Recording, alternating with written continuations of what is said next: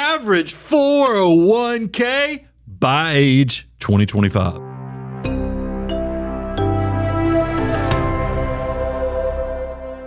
Brian, I am so excited. This is one of our favorite shows that we get to do every single year because if we're going to be honest, we love 401ks. Well, I mean, there's so much to love about 401ks. We think about millionaires. I got to tell you, the majority of millionaires I meet, they have very large 401ks, despite what social media says. But there's actually some benefits that are tangible on 401ks that we should cover. That's exactly right. Some of the benefits are, well, number one, they are tax advantaged, meaning that when you put money into your 401k, you can either save money on your taxes today or you can save money on your taxes in the future. It's one of the legally best ways to hide money from Uncle Sam. And number two, get that free money. Woo! I love it. It's not just this kind of stuff, but it's also the behavioral stuff that people love about 401ks. Brian, you say this all the time. One of the best ways that someone can set themselves up for success with their 401k is just by doing it. Because as soon as you enroll, as soon as you opt in, you automate your financial life to start building for the future. Well, I mean, and don't sleep on the 50 to 100% guaranteed rate of return. And I like the automation because it actually makes the good habits that much easier. Automatic for the people. If you can already just set up every month without you thinking about it, you're going to be putting money towards the future. How do you go wrong when things like that are set up? And when you do this, when you're doing it in your 401k, it naturally puts you in the position to pay yourself first. If you are saying, okay, out of every single paycheck, I just want X dollars or X percent to go into my financial future, it's really, really, really hard to screw that up. And then the last thing we just want to make a point on buy and hold. I mean, if you typically look at the behavior of the average investor, people are such emotional creatures that they jump in and out with market volatility. Well, here we are with a 401k, which already restricts your access until you reach retirement age, or should restrict it.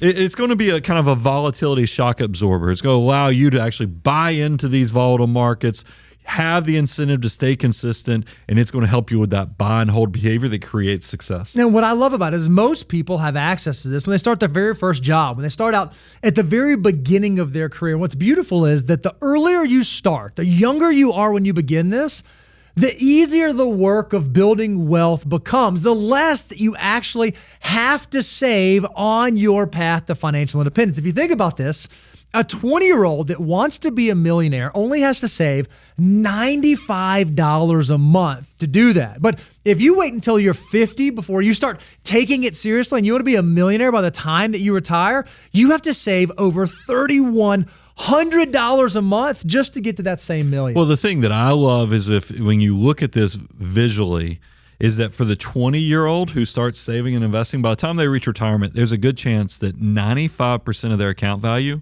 will be your army of dollar bills doing all the heavy lift, meaning the growth and the income of the account. If you're a person who starts in your 30s, it's okay. You're still 86% of the account value is likely the growth in income, even for somebody who starts out and says, well, you know what? I'm just now finding the money got show. I'm in my 40s. What does that mean for me? A 40-year-old can start out from zero and still by retirement, 68% can be coming from the growth of your assets and your investments. So don't sleep on that. We tell you time is going to be the powerful component that maximizes all the compounding growth that is coming your way to let your money work harder than you can with your back, your brain, and even your hands. You might be saying, okay, guys, I hear you and I love this, but I don't actually have access technically to a 401k. Well, that's okay. Everything we're going to talk about today is going to be translatable across additional retirement accounts. If you're someone who potentially is like a teacher or in the medical field or a governmental worker, you might have access to maybe like a 403b, or maybe you might even have access to a 457, or you might be a government employee and you get to participate in the TSP, the Thrift Savings Plan. So everything we're going to talk about today, if you have access to one of those types of plans, these facts also apply, but it's not just for folks who only have employers, Brian. Yeah, well, I mean, every one of those plans you just laid out, the 403b, 457, TSP, they still kind of are structured where they let you save a lump sum. But in the past, self-employed individuals, Bo, had to go a different track. That's right. And the government had set up where you could do like SEP IRAs, simple IRAs, and you always felt like a second-class savings citizen if you were self-employed. You're like, I wish I had more of the tools that the corporate America has, what they're using for saving for their employees. Well, guess what? At some point, I mean, it hasn't been around that long, but it's been around long enough that the solo 401k allows entrepreneurs and anybody who's got side hustle income or self-employment income, you now have the opportunity to create something that's actually better than the corporate structure. And the fact that the government has structured this where all that annual compliance testing and tax filing, until your account gets to a certain size, it's out of here. That's right. You don't have to do it. So solo 401ks are great retirement vehicles too. All right. So we love 401ks and we love how powerful they are. We've already laid out the advantages that exist there. Now let's shift, Brian. Let's start talking about the numbers. Let's start talking about, okay, how does the average American use this tool and where are they at? And what's wonderful is Fidelity did a huge study, and they're one of the largest 401k providers in the world. So when we think about who has access to data and access to information, Fidelity would be that group. And what's amazing is they went and looked at all the different plans they manage and all the different 401ks that they have access to, and they were able to break it out by age. What's the average 401k balance for a participant inside of a Fidelity 401k plan? And this is what we found, that for 20-year-olds, those who are 20 years of age, average 401k balance right now is about $4,400. For 25-year-olds, the average 401k balance, a little over $15,600. And for 30-year-olds, the average 401k balance, about $35,000. Brian, are these numbers impressive, not impressive? You like these? No, like these? How do you feel about this? I mean, look, this is the decade to get serious about this, because your 20s is the decade you should be investing in building assets, not liabilities. Is because I got to tell you, it troubles me that you're a billionaire of time at this age, and yet people are not even reaching a savings rate. And here's a stat that will freak you out. I put this in conjunction with when we get data from the government that shows that really people only have assets in two places: their home, and then now it's starting to make me think only in their employer-provided 401k, because we find out that half of Americans report never having invested outside of their 401k, meaning that this is it. You know, you basically got your house, and then you probably, because you didn't want to miss out on that free money from your employer, we want you to go beyond that. And that's why I love that we get to do content to get you outside of that so you can maximize every dollar that comes into your army of dollar bills. Yeah, we know if you're a financial mutant and you've been following the financial order, Brian, you know the financial order of operations? Not only are you going to take advantage of your 401k, but you're also going to be using HSAs and Roth IRAs and other types of investment vehicles. So what we want to compare for you is, where should you be? Where should your liquid net worth be when you look at all of your investments, not just your 401k? And we want to compare that to the 50% of Americans who only have access to a 401k. And so you may be asking the question, well, how much do I need? And ultimately, the answer is, it depends. Yeah. It depends on your unique situation. But what we want to do is we want to give you some mile markers, some posts to kind of walk you through where you should be on your journey. And we know we've shared this on the show a ton, that by the time that you're 30 years old, we say that we want you to have about 1 times your annual salary saved up. And I think that's pretty common knowledge. I think Fidelity agrees with that. We agree with that. I think it's not an incredibly difficult thing for most folks to do by the time they get to age 30. So with that, if you put that context in there, we showed that by the Fidelity data was around $30,000, a little over $30,000, and we know the median income is over $50,000.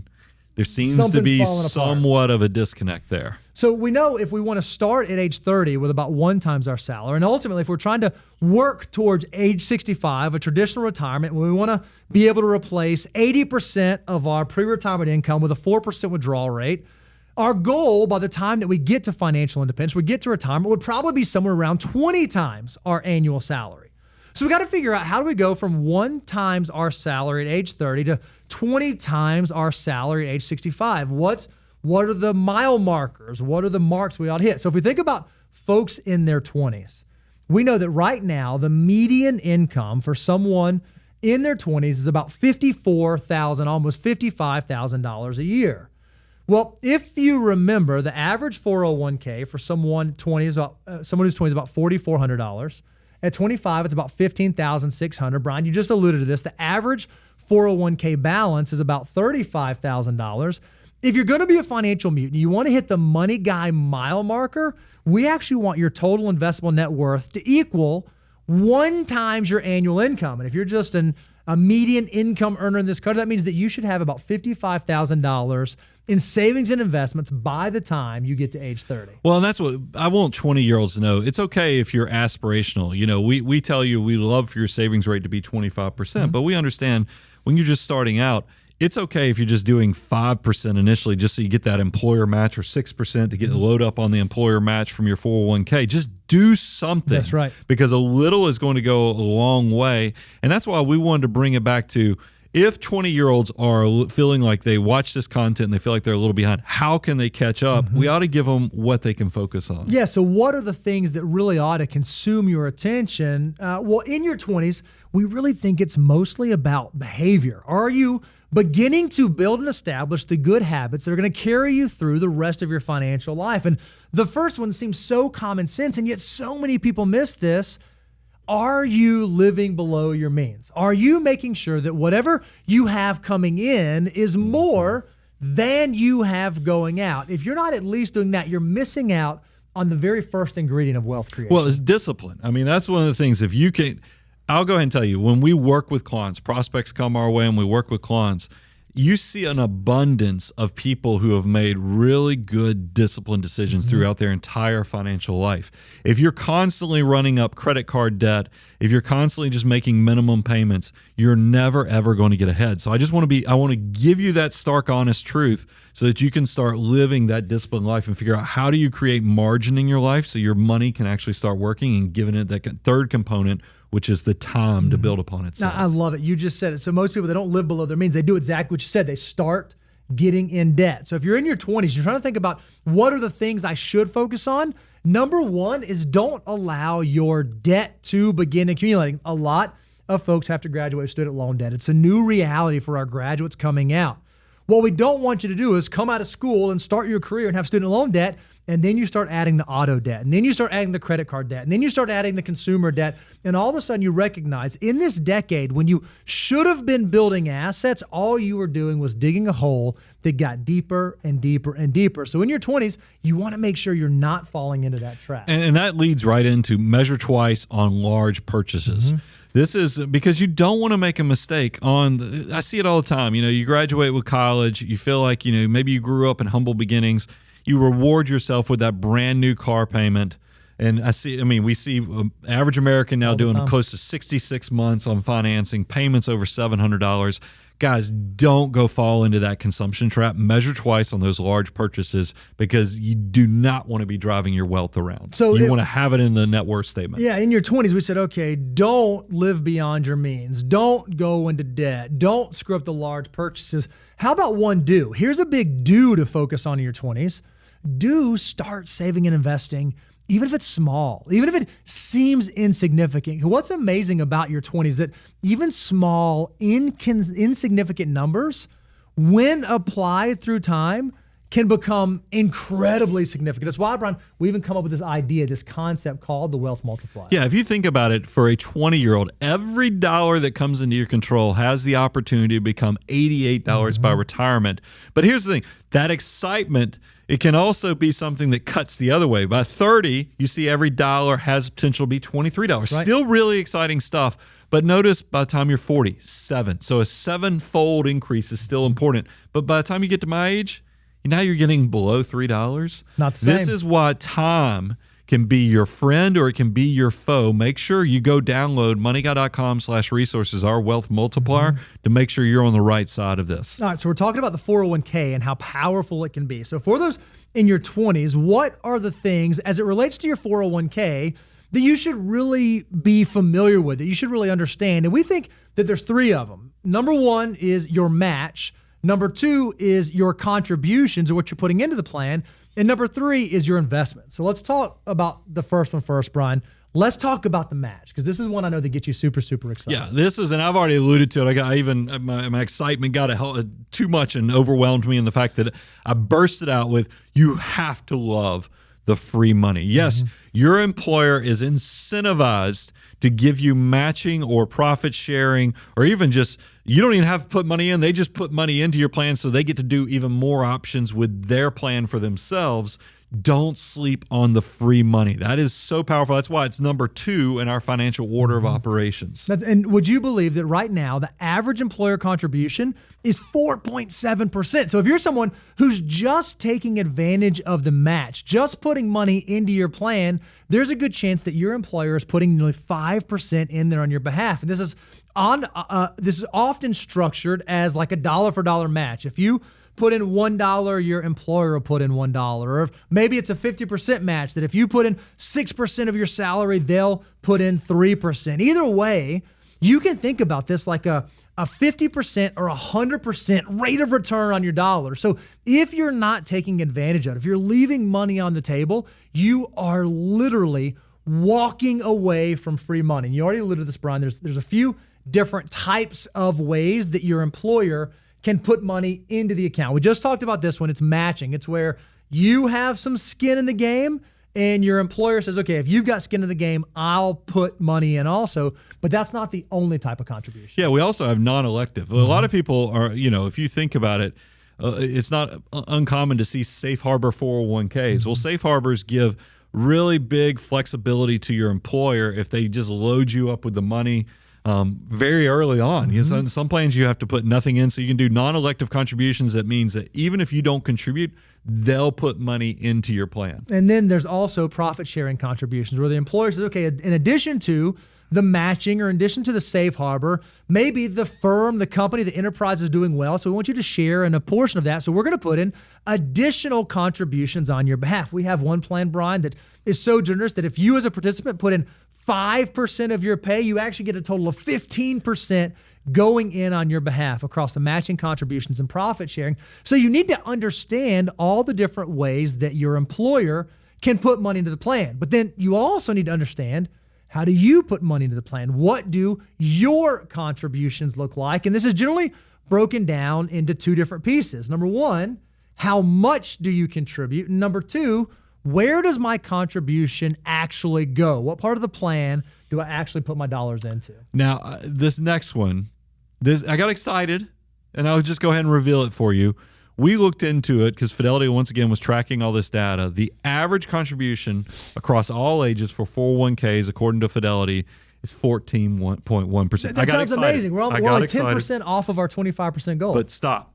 You can't have a celebration on this because, remember, we showed you just a few slides ago, employers are putting in close to 5%. So if you actually, and by the way, this number 14.1% does include the employer contribution. That means the typical American is actually putting in less than 10%. Right. Now, yet we all want a retirement. We all want to own our time. But yet we're not willing to put in the effort of actually going beyond that 9%. We can do better than that. And there is some silver lining here. We actually know that 39% of people increase their contribution rate over the past year. So folks are getting better at saving, and we want you to do that. But remember, we don't want you to get your order out of line. Brian, can you hold the thing up again? Yeah. If you have high interest debt, we don't want you focusing on the 401k yet. If you have not fully built an emergency fund, we don't want you focusing on the 401k. If you've not fully maxed out your Roth IRAs, your HSAs, we don't want you focusing on the 401k. But if you are in step 6 and you are following the financial order of operations, this is the great time for you to begin thinking about, okay, how can I start contributing? How can I get better? Maybe I can't do 25% right out of the gate, but maybe I can start at 10%. And next year I can go to 11. And the next year I can go to 12. And I can slowly through time increase it and ultimately work towards that 25% well, yeah, goal. I mean, it's okay if you start with just your employer match. It's just as you get pay raises, as your income goes up, try to do more. I mean, that's the thing is I encourage people, as life happens, as you have more success, make sure that you're also updating those 401k contributions so that it is expanding as well. So you're just not stuck at that original 5 to 6% that you set up once you lined up your first 401k. So that's your contributions in terms of how much you contribute. The other thing you have to think about is, which account do I contribute to? Which side of the equation? Because 401ks generally come in two varieties. You can do a pre-tax 401k where you put money in today and you get a tax benefit today, and when you pull it out in retirement, you pay taxes. Or you can put it in on the Roth side. I don't get a current year tax benefit, but the dollars will grow tax deferred. And then if I pull them out for qualified reasons or qualified circumstances later on in retirement, I can actually pull them out completely tax-free. So the question becomes, how do I decide? How do I know if I do pre-tax or Roth contributions? Now, there's several things that go into this. Obviously, your age. This I will tell you, the younger you are and the more time you can let your money work, that is going to lean towards becoming tax-free growth, like a Roth account. But we also put an income component to it as well. It's because if you're starting out and you're not in your peak earning years, more than likely your tax rate is under 25%. Under 25% tax rate lends itself to being Roth friendly, meaning that wouldn't it be great if you could pay really low taxes right now, let that money compound completely tax free to take advantage of it? I should probably get in and enjoy and maximize that. However, if you're somebody and your income starts going up and your marginal rate, both your federal as well as your local state that you pay income taxes, if you add up what the next dollar tax for each one of those, that's your marginal tax rate, and it's between 25 and 30%, that's where those other elements like your age and your goals are definitely going to start leaning into.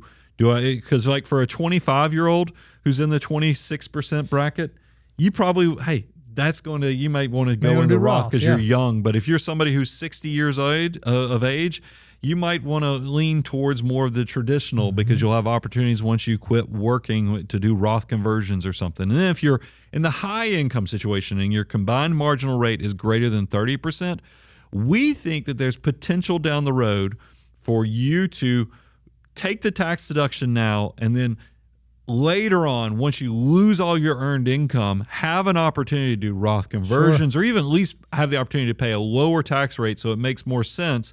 Take advantage of the arbitrage of, take the tax deduction now and then we'll figure it out once you get closer to retirement. All right, so we're talking about the things you need to know about 401ks. We covered that you need to know about your match. You need to know about your contributions. The other thing we want you to know is about your investments. A lot of times, and it's super sad when we see this, someone won't take an active role in at least making the election in their 401k. So if you're someone in your 20s or your 30s and you're just letting your plan default to the cash option or the stable value option, there's a really good chance that you are missing out on a huge opportunity. Remember, we've already shared the wealth multiplier would suggest that for a 20-year-old, $1 has the ability to turn into $88. Well, that assumes that $1 is invested, that $1 is working for it. If you have it sitting in a money market or a cash equivalent, that $1 is not going to turn into 88. So you don't have to make this more complicated than it is. A lot of plans have really good, low-cost target retirement index funds where all you have to do is decide two things. How much can I save? When do I want to retire? When do I think I'm going to need this money? If you can just answer those two questions, you can set it and forget it and let your dollars start growing through time. Yeah, in your 20s, I want you, because you're not supposed to touch this money for decades in the future. We want you to be more aggressive. Don't let the volatility or the news media scare you into being super conservative or going cash only. Consider looking at what the long-term investment opportunity is and be somewhat aggressive with it. All right, Brian, now let's talk about the 30s. Again, Fidelity did this huge survey looking at average 401k balances broken down by age. And according to Fidelity, for those that are 30, the average 401k balance is just under about $35,000 a year. By the time that you get to age 35, the average 401k balance in this country is about $59,000 per year.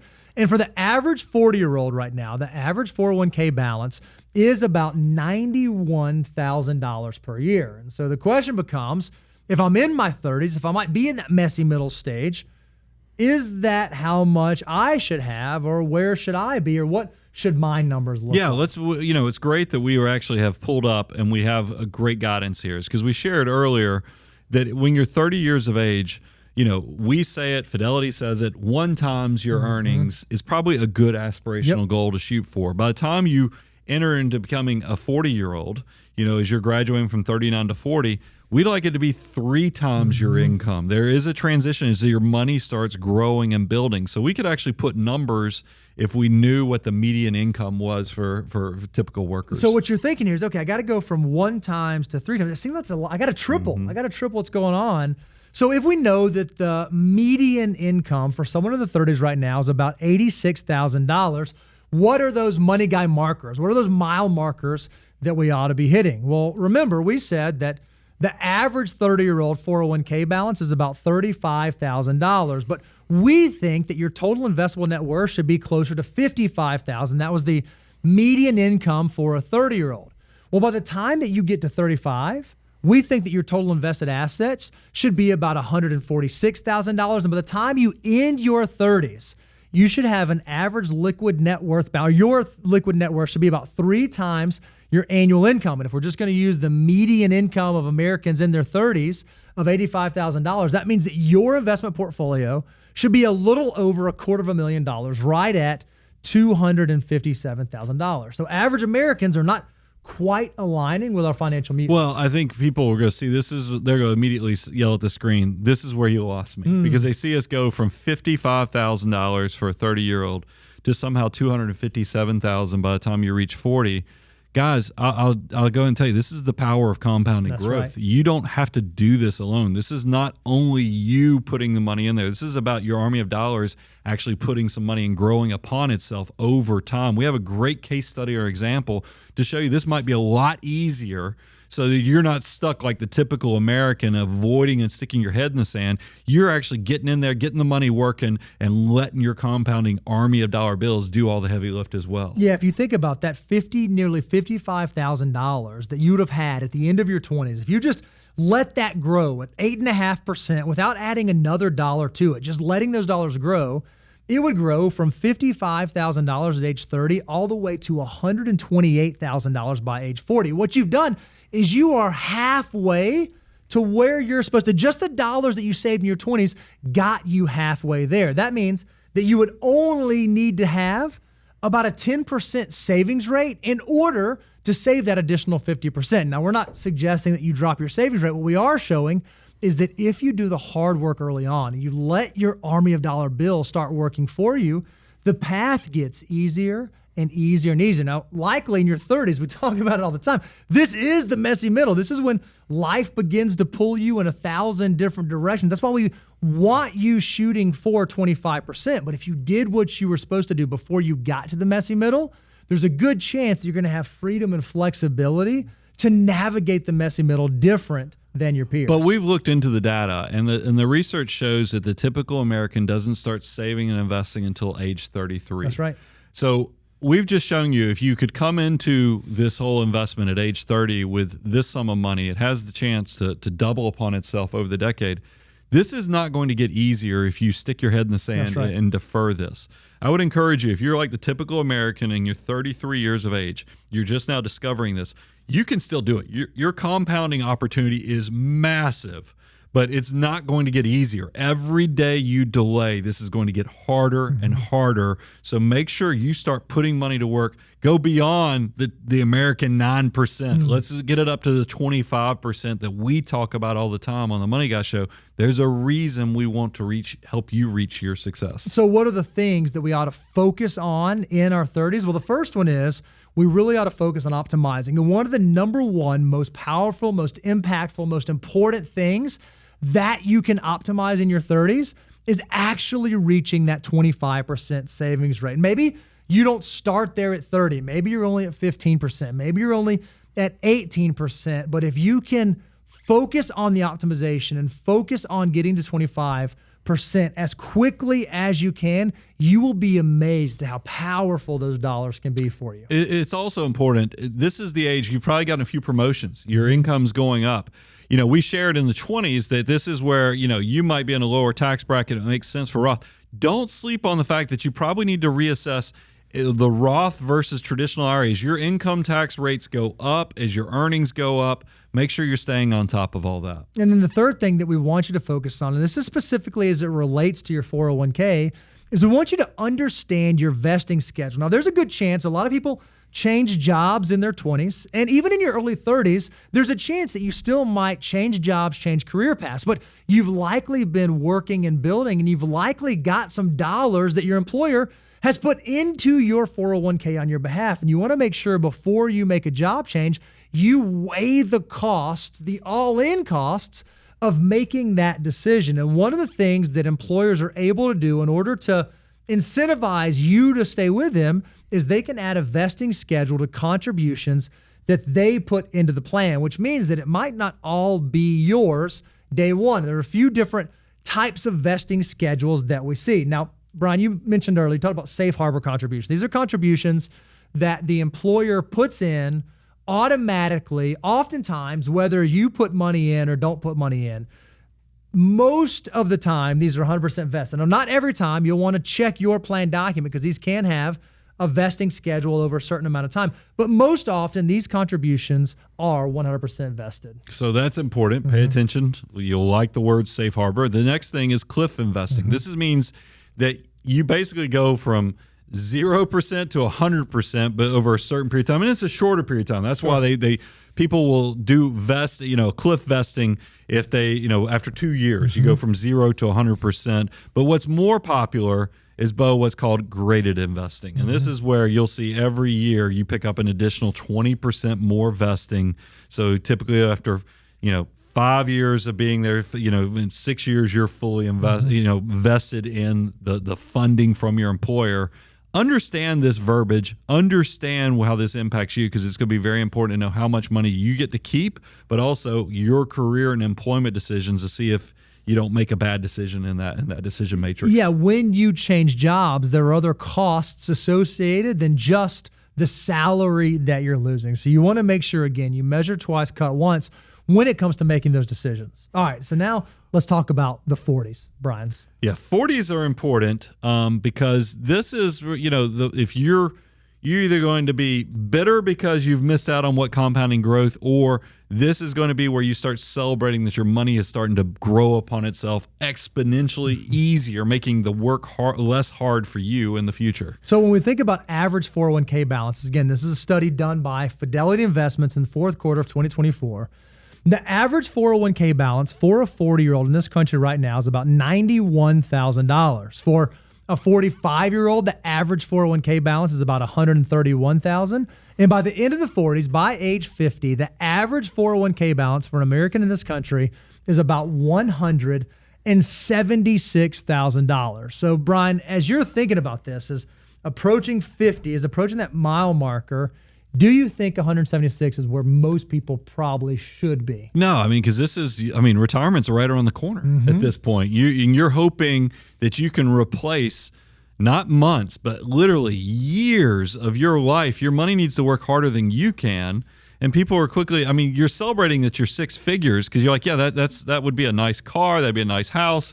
But no, you need to be thinking, no, I need an enterprise value of assets that's going to replace my labor. I don't know that gets it done. So when you're thinking about your money guy mile markers, we know that at age 30, we wanted to have 1 times our annual salary. At age 40, we want to have 3 times. And we're ultimately working towards 20 times our annual salary for financial independence. If you're looking for the mile marker where you ought to be at age 50 across all of your investable liquid wealth, we want you to be at 6.4 times your annual salary. So if we take the median salary for those in their 40s in this country right now, it's about $101,000. So by that metric, if you are the median income earner, where the average American has about $91,000 in their 401k at age 40, we said to have 3 times the median income at age 30, you want to have about $257,000. So now, as we get into our 40s, we work through our 40s, the average 45-year-old has a 401k balance of about $130,000. If you're following the money guy mile markers, we actually want your total portfolio to be worth about $445,000. And by the time you get to age 50, where the average 50-year-old in this country has a 401k with about $176,000 in it, we think that you should be shooting for about 6.4 times your income, which for the median income earner would be about $650,000. Well, you can see how this separation. Remember how earlier I said it's a fork in the road moment. Think about for our financial mutants, you come into your 40s with 257,000 or maybe more if you've really thrown it out there, and you're like, watch what happens when this money grows upon itself. Because when I see a number of, we're trying to go from 257 to $648,000 in a decade, that's a wild growth. But then when I back into and have the context of understanding that if I just had the 257,000, by the time I get to 50 years of age, it likely has grown to 543,000 without saving another dime. And then that means, wait a minute, my savings rate only has to be like 7%, and I've still reached the goal. This is why, and I tell you, a lot of you are going to watch this and you're going to be behind. Use that as motivation, because it doesn't mean that your situation's dire. It just means you have a little bit more work you need to do on increasing your savings and investment rate so you can catch this up, because it's not going to get easier. It's going to get harder as you're starting to lose less and less time for the money to grow and work upon itself. Now, what's beautiful about 401ks is that they're not all that complicated. We've covered a lot of the basics in our 20s and our 30s. So what do we begin to focus on in our 40s? What are the things that we begin to focus on? What are some of the nuances that may be available to us? One of the things we want you to do is, as you get into your 40s, we want you to begin fine-tuning your specific plan. I mean, we say all the time, we want you saving 25% of your gross income, 25% of your gross income. But as your income changes and as your financial circumstances change, one of the questions we want you answering is, well, can I actually count the match? Can I count the money my employer's putting in? Is that part of my 25%? Or am I supposed to be doing 25% on my own? How do people answer that question? Well, how do we know? It depends on how close you are to the social safety net. So we've gone ahead and defined, we've taken into account a lot of this. If you're a single individual, if you make over $100,000, you need to only count your funding. Don't count your employer match. If you make under 100, you can count the employer match. That's for single individuals. For married couples, $200,000.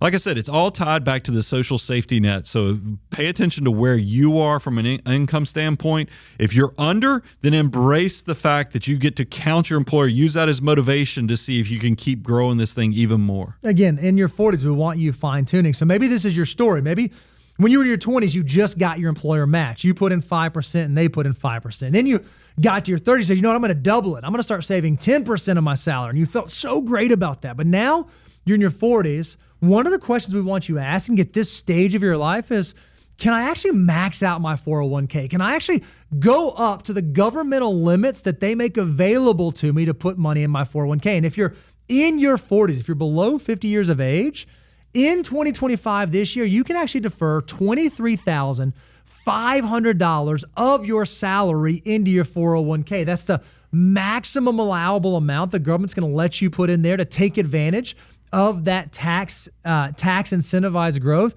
So are you taking advantage of that, or are you leaving some money, leaving some opportunity on the table? I mean, we still want you prioritizing the Roth IRAs, the health savings accounts, because that's step number 5 of the financial order operations. The tax motivation is very powerful, but it is, I think by the time you're in your 40s, you're probably exceeding step 5, and you're also in step 6, which is hopefully having you max out your retirement options in your 401k. And then as you do that, Brian, you get into step 7, you get into hyperaccumulation. And one of the questions we get all the time is, okay, if I'm in hyperaccumulation and I've maxed out my 401k, I've done my salary deferral, what comes next? What options are available to me after that? I mean, we always like, in step 7, especially if you're one of these people that thinks you're going to need access before 55 for 401k, 59.5 for all the other retirement accounts, besides 457, by the way, that don't have those. But it is one of those things where you might want to have some taxable brokerage accounts. If you're a really high income person and you have the right structured account, you might get excited about finding out that you have after-tax contributions, which can set up backdoor Roth conversions, mega backdoor Roth conversions. A lot of cool planning opportunities. So pay attention as you go beyond 25%. How do we need to structure those accounts to maximize all the tax benefits, but also to reach you and use appropriately or best for you in retirement? Yeah, a lot of people don't realize. They think about, when I put money in my 401k, I can either do pre-tax or Roth. They don't recognize there's actually a third contribution type called after-tax contributions. And even though $23,500 is the most you can put into pre-tax or the most you can put into Roth, in this third type of contribution bucket, you're not limited. You can actually take this all the way up to the Section 415 limits of $70,000. So if you are a very high income individual, or you do have an employer that has a very robust plan with after-tax options, you, between your contributions on salary deferral, between your employer safe harbor or profit sharing or matching contributions and after-tax contributions, you might actually be able to get $70,000 a year into your 401k in a tax advantage manner. So you want to make sure as you're fine-tuning and customizing your plan, you're asking the question, are these types of benefits available in my plan? And if they are they something that I should be taking advantage of? Yeah, really exciting stuff from an opportunity to plan beyond. Now, Bo, I want to pick on you because earlier you said when we got to the 40s, you kind of leaned in, and I think that's just old habits. Because we've been creating content so long that you look at me as a 40-something-year-old. I still think about it. However, I'm actually in my 50s now. Ooh. So it's time to transition. What do 401ks look like for those in their 50s and 60s and even beyond? Yeah, so when we think about average 401k balance, again, Fidelity did a wonderful study in 2024 looking at the average 401k balance of folks by age. And we know that the average 50-year-old has a 401k balance right now of about $176,000. The average 55-year-old's 401k balance is about $222,000. 60-year-old, it's about $246,000. And then for the average 65-year-old in this country right now, their 401k balance alone is about $250,000. Now, again, we said our ultimate goal is we're working towards having 20 times our annual income for financial independence. When we check our mile markers, if we're going to stay on this path, we know that we needed 6.4 times our income by 50.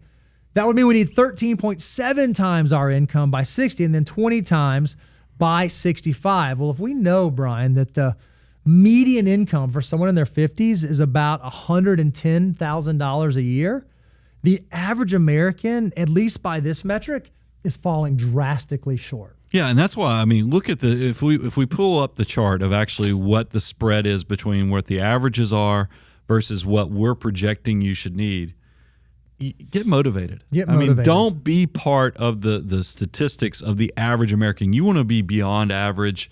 And we showed how earlier on for 20-year-olds, 30-year-olds, just do something. A little goes a long way. Still in your 40s, you have opportunities to catch up. And then the government has written into tax laws in your 50s, you get some incentives. So there's all kind of opportunities. Do something today. Don't let these numbers discourage you. Let it be motivation. If you're a median income earner, just for those of you out in podcast world, if you want to hit your number by 50, your total portfolio should be about $650,000. By 55, you should be into seven-figure land, a little over $1,040,000. By age 60, about $1.5 million. And then by age 65, if you were a median income earner in this country, you should have 20 times your annual income, about $2.2 million saved up. So as you transition into this 50s and into 50s and beyond, what are the things that you ought to be thinking about, ought to be focusing on? Well, you just said it, Brian. This is the stage where retirement or financial independence is right around the corner. So you really ought to be focusing on landing the plane. What tweaks should I be making that would help me optimize? Yeah, well, that's what the government, as I already alluded to it, catch-up contributions. You hit 50. It's probably the only good thing that you feel better about yourself that you're now in your 50s is you get catch-up on your IRAs, you get catch-ups on your 401ks. Don't sleep on these unique opportunities because we've already heard $23,500 is what the government says the max you can put into your 401k unless you're 50 or greater, and now you can do 31,000. If you're now they even have this crazy super catch up between 60 and 63, you can even contribute up to 34,750. That can actually make a big difference over the long term. So take advantage of those unique windows of time that the government is giving you, a little bit extra that you can put into these plans. And as you think about exiting the workforce or making this next decision on this next phase, are you familiar with the rule of 55? If I'm thinking about leaving in my 50s, should I potentially consider making sure that I do not retire or do not leave work before the year in which I turn 55? Because if I do it in the year that I turn 55 or later, I can actually access those 401k assets before age 59 and a half. And then this is also a time where, your allocation matters. This is where we're going to pay attention to tax location. We're going to pay attention to asset location so you can actually have access to what cash when.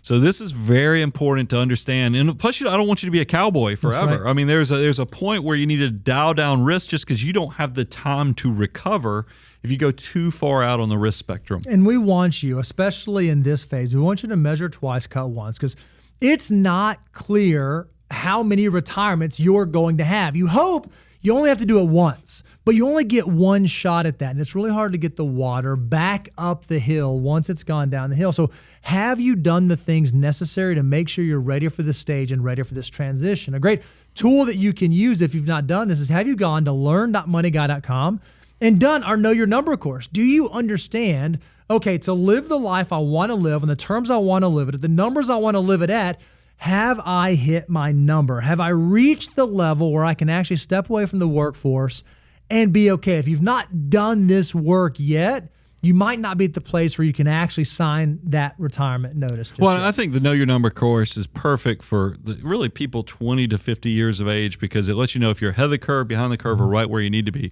I will say as you actually are approaching retirement, I want you to consider even taking it to the next level.